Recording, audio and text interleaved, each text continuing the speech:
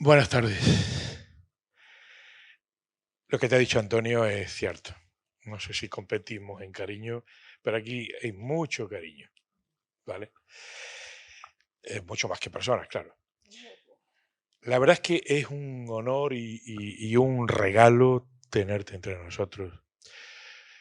Para comenzar, yo quiero leer el texto de Alex Chico, amigo de Facebook, pero una gran persona, que, que aparece este texto en la contraportada del libro que se presenta hoy. Y dice así: el poema es el lugar donde se produce ese encuentro entre lo que fuimos y seguimos siendo. Esa suma de fragmentos que dan cuenta de nuestro paso por el mundo.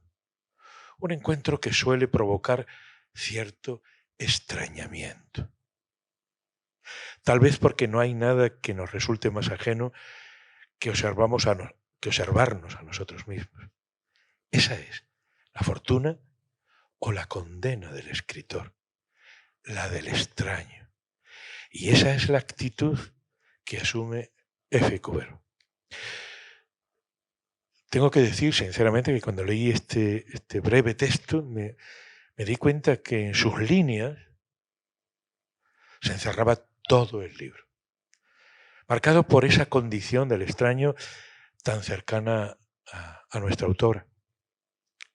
Y hago un breve inciso.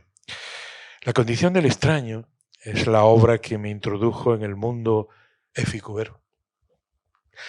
La conocí a Efi Cubero como autora, leyendo y releyendo esa obra de Condición del extraño cuando existía Universitas.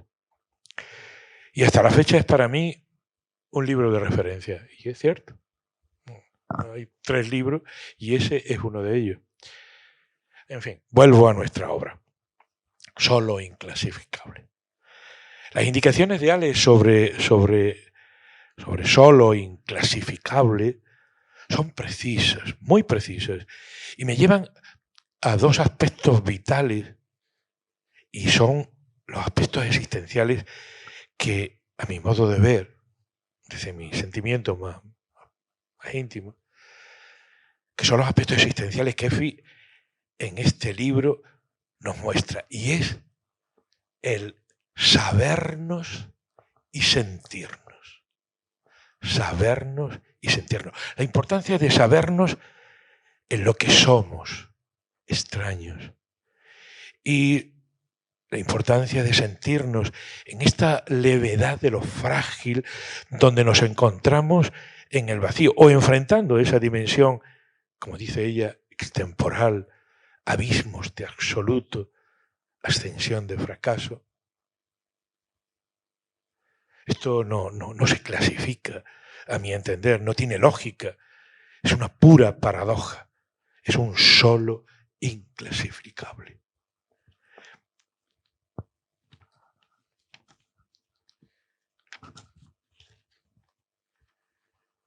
Esta obra nace del dolor y de la ausencia de lo amado, del amor más allá de la razón, de un estado de vigilia permanente que pocos, muy pocos pueden entender y que solo los místicos probaron. Y este libro tiene mucho de ello, tiene mucho de mística. Y como dice Ferran Gallego, uno de los reseñistas de hace poco, solo inclasificable, esta obra es más que una respuesta literaria a una pérdida radical. Es la forma misma de vivir con ella y a pesar de ella. Dicho esto, los 5 capítulos, titulados Acordes, Contrapunto, Allegro, Andante, Adagio, se convierten, fijaros bien, como en una especie de curva que va ascendiendo y desciende, pero marcando melodías, marcando tonalidades, literarias, metaliterarias, espirituales, diría yo místicas en algún momento, y se convierten en una expresión viva de un proceso duro, propio de la singularidad del extraño, que muy bien conoce F. Y yo me preguntaba, cuando terminé el libro y lo cerré, ¿es un tránsito ascético, místico, o un proceso de catarsis? Os doy, por no cansaros mucho, porque yo quiero después hacerle unas preguntas y Kefi se explaye y hable, acordes. Nuestra autora se sabe nota que golpeaba sobre los silencios frente al fortísimo de la inmensa nada. Y en este saberse, que es pura búsqueda, no es otra cosa, y sentirse, Efi nos plantea rescatar con el poema en cada vida y en cada soledad la lumbre planetaria, dice ella, el fuego precioso, desde el hálito, dice ella. Yo diría, desde el ruaj en hebreo, esa expresión que es el hálito, porque esto solo, dice, el alma lo entiende. Y vamos ascendiendo en esa curva de capítulo, contrapunto. Y así, desde este acorde que busca la armonía, la obra nos introduce suavemente con el equilibrio de un contrapunto en un recorrido sensual de los sentidos, que aprecia la mirada icónica, la que se produce desde el otro lado, porque icono no es lo que tú ves, sino el otro que te ve a ti. Y así, con una caligrafía de necesarios silencios, sí, de ser solo en la palabra, dice Efi, un solo de silencio, nuestra autora, aquí presente, nos invita a ser ignorando que eres. Ser ignorando que eres. Maravilloso aforismo. Y todo sin olvidar los cansancios, la soledad, llevando siempre la brújula fiable y buscando estrellas que guíen otras estrellas. Y por supuesto, así lo expresa ella, nunca olvidar que en las alturas el alcance de luz es lo importante. Porque en realidad esta experiencia de luz nos salva. Y llegamos al centro del libro, Alecro, en el cenit de la obra, con energía. El Allegro nos abre a la memoria de las cosas como una forma de entrever la eternidad. Aquí se impone esa condición del extraño en ese saberse, en un ir a contracorriente, un combate a solas contra el viento, dice Efi. Yo digo, cuánta madurez vertida en estas letras que pide descifrar de uno mismo lo indisoluble, lo esencial, lo que permanece. Y de esta forma, en un recorrido metaliterario, simbólico, la Cubero nos indica que el poeta es un incordiador en un mundo de solos. Y vamos bajando suavemente, andante. Y ahora importa descender con lentitud, casi adagio, con la incertidumbre propia del humano que se sabe y mira más adentro, sin encontrarse. La incertidumbre, dice Efi, es mirar más adentro, sin encontrarnos. Magnífico. Magnífico este capítulo donde la propuesta es buscar la conjunción hasta que todo sea profundidad, manteniendo la auténtica lección. Eso sí, vigilar la hoguera, aventar la ceniza y dialogar con algo misterioso que permanece. Para mí, esto es una experiencia mística parecida a la expresada en aquella experiencia de la zarza ardiente de Éxodo 3, donde el humano se enfrenta con lo totalmente otro.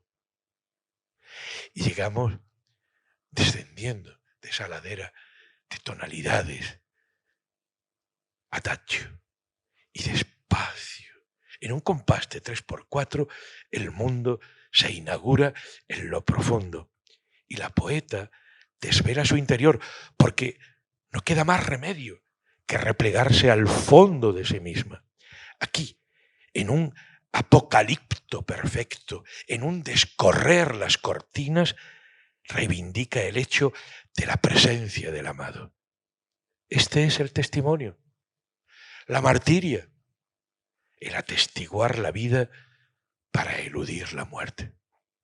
Y por no cansaros mucho, quisiera hacerte, con todo el cariño del mundo, con el máximo respeto que sabes que te tengo, ¿no?, lo siguiente. Son tres cuestiones muy sencillas. La primera, yo me callo a la primera y tú respondes. ¿Por qué esta mezcla de estéticas, de lo musical y de lo poético, envolviendo paisajes místicos, existenciales, marcados todos ellos por la soledad de la incertidumbre y la extrañeza?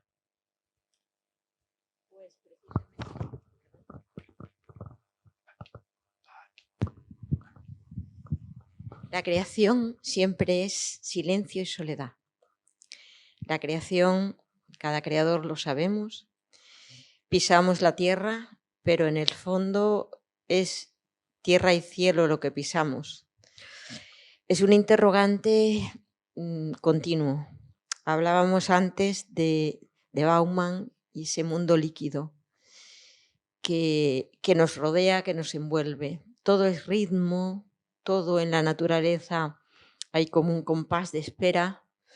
Estamos a punto de un alumbramiento y lo sabemos, pero estamos a la espera. La naturaleza es hostil, a la naturaleza no le importamos para nada. Estamos viendo ahora mismo este mundo de la palma, como todo lo invade, y nosotros somos seres pensantes, pero en el fondo también seres muy vulnerables y absolutamente en soledad.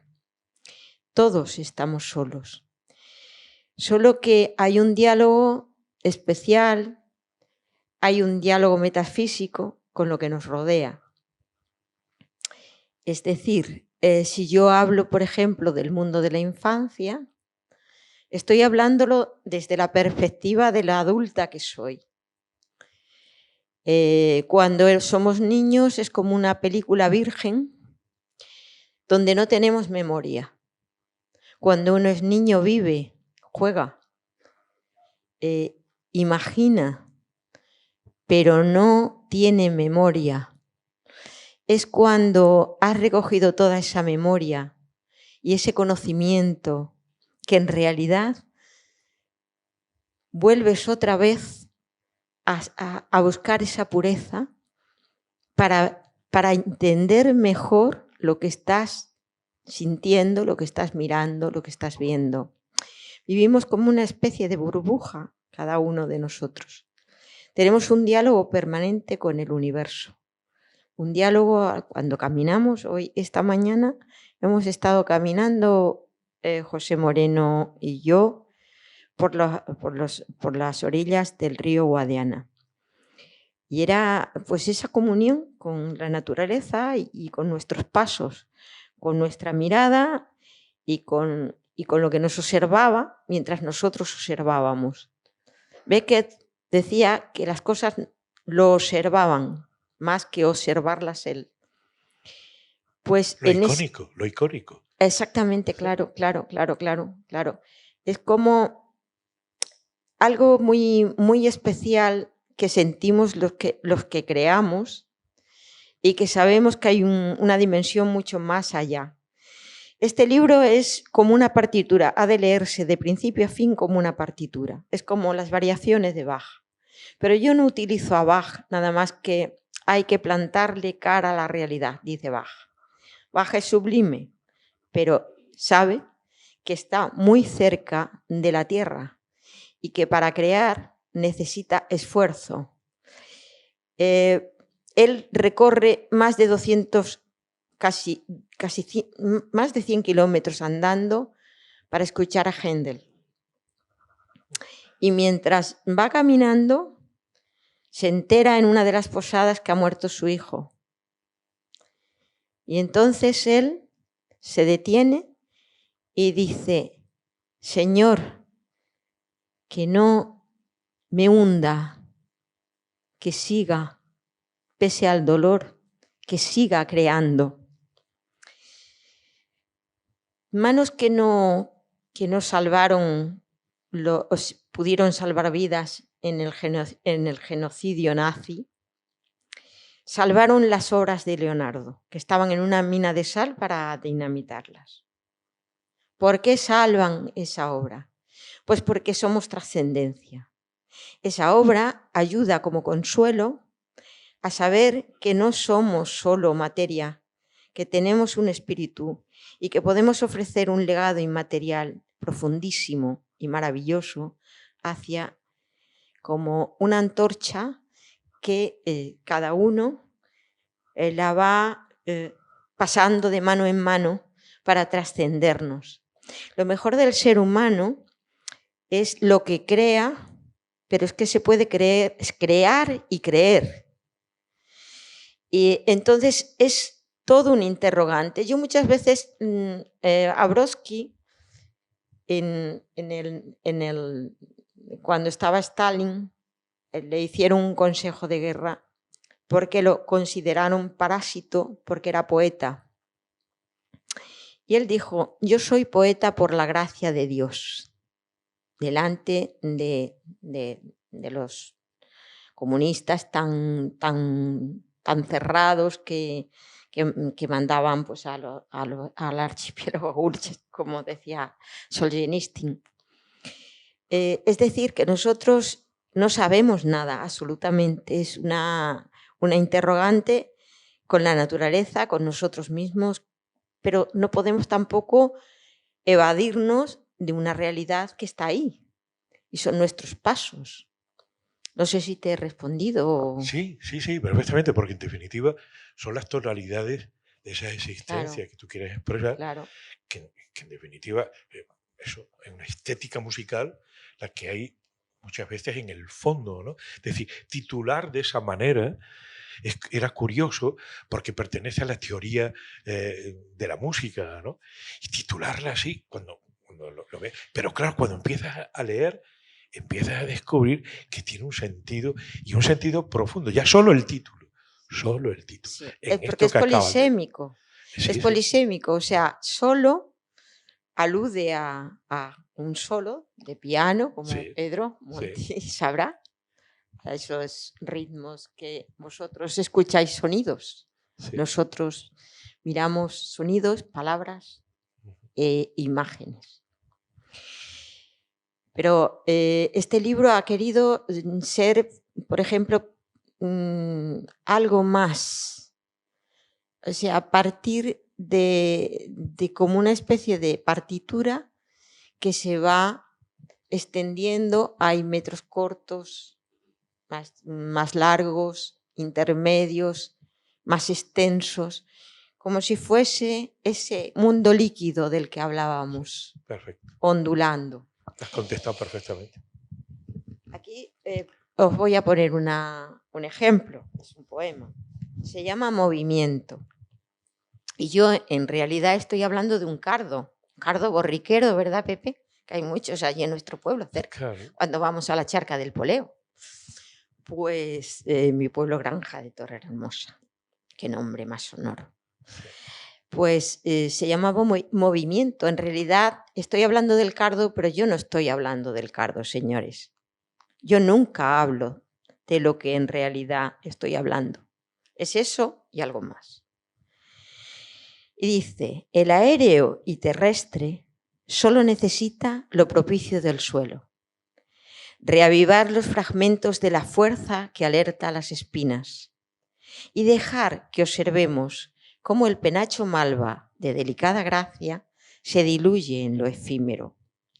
Su existencia es humilde, mucho más que la humana, pero es también ombligo y platoniana forma.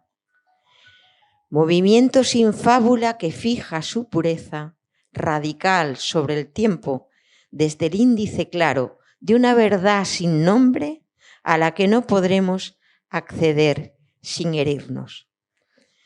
Este libro es así, es de interrogantes y de respuestas.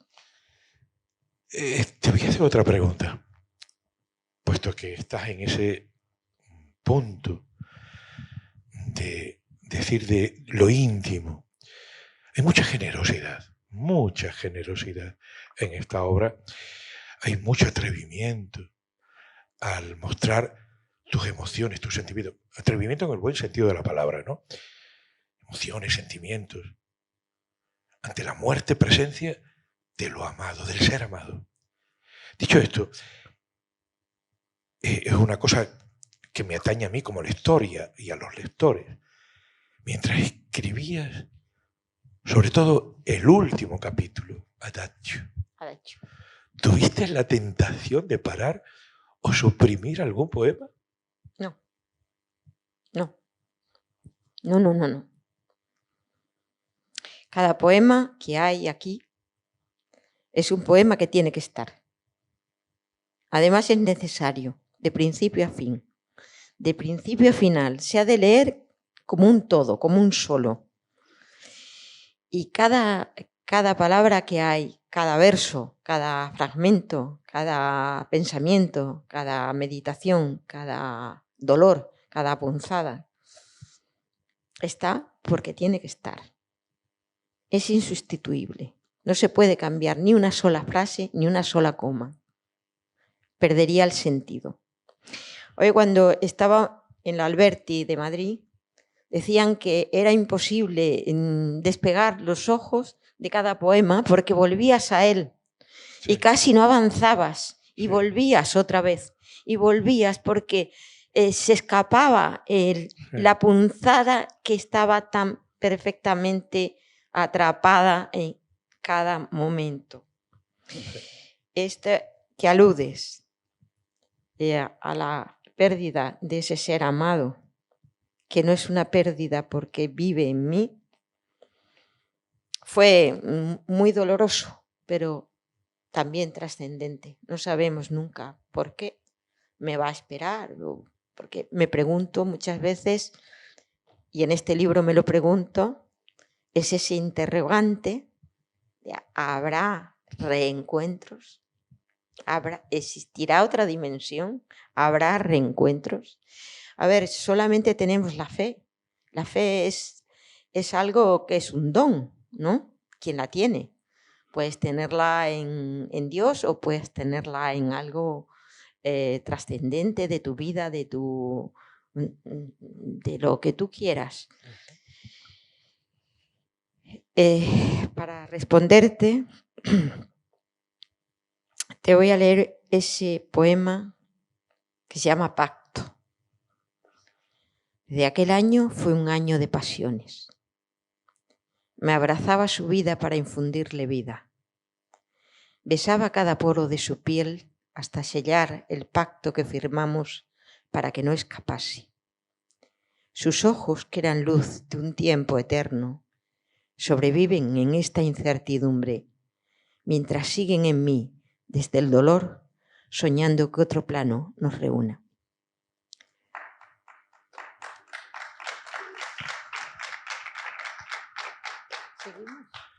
Con el diálogo, si no se aburren aquí. Sí, no, te voy a hacer una pregunta. Es impresionante el poder que tiene, ya que hablas de los poemas y lo estás leyendo, es impresionante el poder que tienen algunos versos del libro. Más allá mucho más allá de lo elegíaco. Yo diría, mucho más allá de ese dolorismo de la Storni, que no tiene nada que ver. No. Sí, si alguno dice, no, hay una explosión sencilla de amor con la contundencia, por ejemplo, de un aforismo o la solemnidad sencilla de un haiku. Así, al compartirlo, sabiendo, como tú muy bien estás indicando, lo que dices y cómo lo expresas, pregunto, ¿intuiste por algún momento en lo que estos versos provocarían en un lector avisado al recrearlos? Porque sin querer, cuando leemos, recreamos también a nuestra guisa, a nuestra manera, desde nuestra intimidad, ¿no? ¿Intuiste que estos versos provocarían en el lector esa explosión emocional de sentimiento? Es decir, es un libro que cuando llega es como una bomba de efecto, no de momento, sino retardado. Va explotando lentamente y va generando un Porque lo no bueno. tiene sentimentalismo. No, fuera de ello. A ver, hay una línea muy fina que hay que tener mucho cuidado con los sentimientos. Sí. Decía Becker que él no escribía en medio del sentimiento. Como no se vive, o sea, cuando se vive no se escribe. Hoy estaba paseando con Pepe, yo estaba mirando las reverberaciones de la luz sobre el río. Yo no escribía en ese momento. No se puede escribir en medio del sentimiento. Contemplaba. Contemplo, vivo, pero no escribo. Es en la soledad de tu habitación propia, como decía Virginia Woolf, que necesitábamos una habitación propia, donde todo sale decantado, filtrado. Entonces hay que tener muchísimo cuidado con el sentimentalismo. No tiene nada que ver. Yo tiemblo con la sensiblería. De acuerdo que la sensiblería puede levantar a un público no avisado del asiento y aplaudirte. Es muy fácil. Es muy fácil levantar al público del asiento. Yo quiero sentarlo. Yo quiero que se siente, que no se mueva. Pero que no se mueva porque penetre en mí. Porque al leerme me esté conociendo. Porque en el momento que yo escribo es algo sacral. Es algo infinitamente casi sacral. Porque para mí la poesía, la verdadera poesía, es algo que va mucho más allá de la palabra. La palabra es muy fácil. Quien domina la palabra, yo la domino, tú la dominas, no hay problema. Podríamos hacer poemas como churros, porque es muy fácil. Y yo no querría eso por nada del mundo. Yo escribo para el tiempo y el tiempo no es el tiempo de mi piel. Ya sabes que ese poema es, por ejemplo, con limpios manantiales se consigue la esencia. Hay que obrar como el agua, también por erosión, sedimentando. ¿Qué más? Eso es, claro, justo. Ese sedimento cuando llega y llega de una manera muy, muy sencilla y muy solemne, es lo que provoca emociones. Y es eso que tú dices. Yo no intento provocar emociones. No, jamás. No te digo eso. Te digo que nos sientas, nos has sentado, nos has hecho contemplar. Eso, el lector avisado, si es avisado, cuando lee tu obra, tiene que sentarse para contemplar desde ahí. Si no, es imposible que lo entienda. Y ya la última pregunta, porque después queremos regalarte con voces de otras mujeres. ¡Qué maravilla! Tus poemas. El cuestionamiento, del que tú nos hablas, franco, directo, ¿no?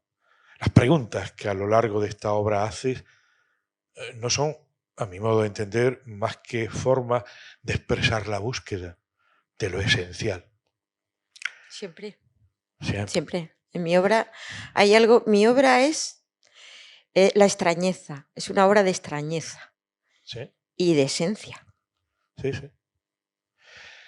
Entonces, cuando. Y te hago una pregunta como el que escribe de vez en cuando descubres que la poesía o la poética es la herramienta a veces perfecta para expresar el despojo íntimo.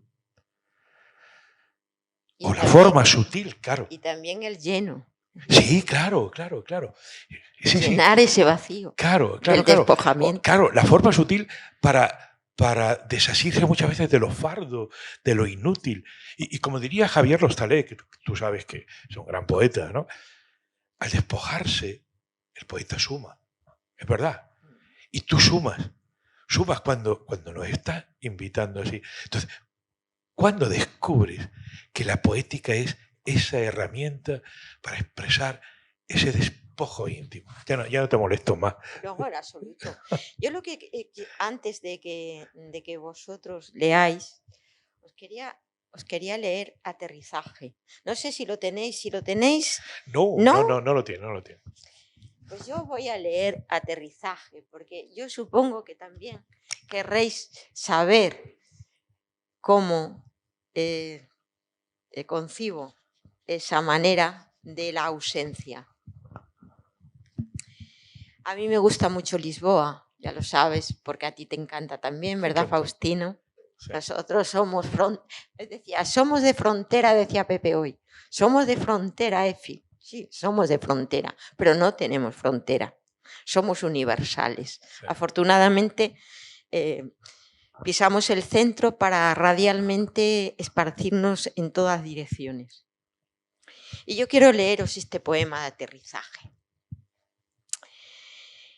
que es una vuelta a Lisboa cuando Alfonso ya no está.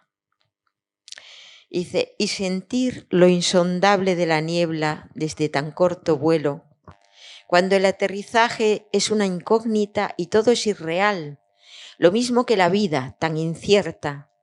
Viajar hacia el lugar que ya conoces es siempre prematuro, pues una travesía es constatar lo que engaña nuestra propia memoria, enfrentándote a un tiempo que es ya irrecuperable, sabiendo que has perdido la alegría. Sin nostalgia. No deseas la nostalgia. Clausuraré a este ritmo para irte a un pasado que por mucho que quieras ya no regresará. Te basta a veces reencontrar el delicado nervio que sube y baja entre las catenarias, por las cuestas amenas o las plazas armónicas, por los bares antiguos signados por la voz ebria de verbos que los habita aún eternamente. Le escribías a él por la ciudad. De ella le hablabas, curvándote en la herida, sobre aquel promontorio que el sol te devolvía incandescente. Tan vivo, espejeando sobre los azulejos y el silencio. El cielo como un faro, como un fado, tu fatum. Tu destino, que viene a ser lo mismo, para ti o para mí, para cualquiera, que sea semilla sobre los cuadernos y prosiga su marcha en la intemperie bajo el dolor abstracto del lenguaje. El filo de esta daga nos penetra, también nos interpela, lo mismo que la nieve, ese póstumo frío que atraviesa en noches de resaca, borrachos en la luz del verbo huidizo, cuando vas más allá, palabra, y es imposible el prisma helado, senderos, desventura, cristal y sombra y duro desconcierto, aire que respiramos, estos emancipados náufragos del asfalto, de caminos y aguas, desde el tajo profundo e incruento que hiere sin motivo con sus fintas de escamas, donde la piel de un verso nos desploma.